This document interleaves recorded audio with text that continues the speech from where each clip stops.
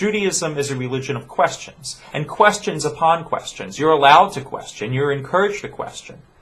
We are commonly called not a religion of creed, but of deed.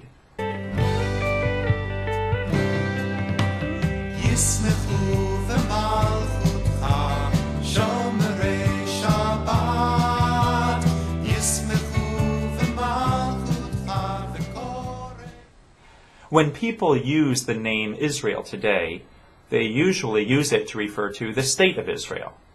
Israel means the country. But the word Israel, before there was a state, referred to the people Israel, to the Jewish people.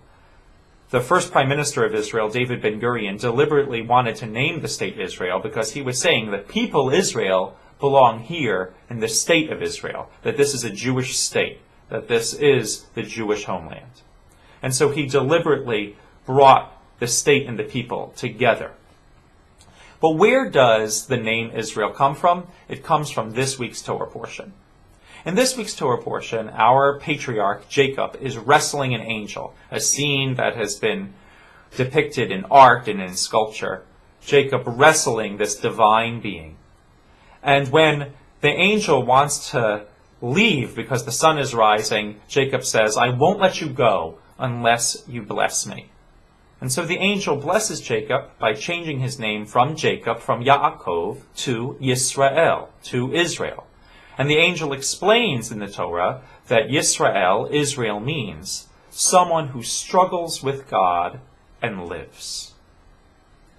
What an interesting name for our people, for what it means to be Jewish. Someone who struggles with God and lives.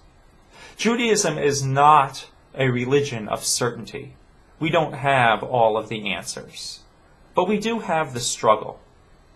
Judaism is a religion of questions, and questions upon questions. You're allowed to question. You're encouraged to question. We are commonly called not a religion of creed, but of deed. We don't memorize creeds. Our essence, the way we actualize our Judaism, is with deeds, with commandments. We don't have a catechism.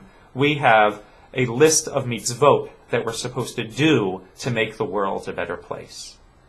So I invite you in your Jewish journey to ask questions. It's a very Jewish thing to do. To be Yisrael, someone who struggles with God and lives. Not only that, but just as Jacob may not have found the answers, he still hung on. He didn't let the angel go. So should we keep asking questions, keep our doubts, but also hang on to our faith.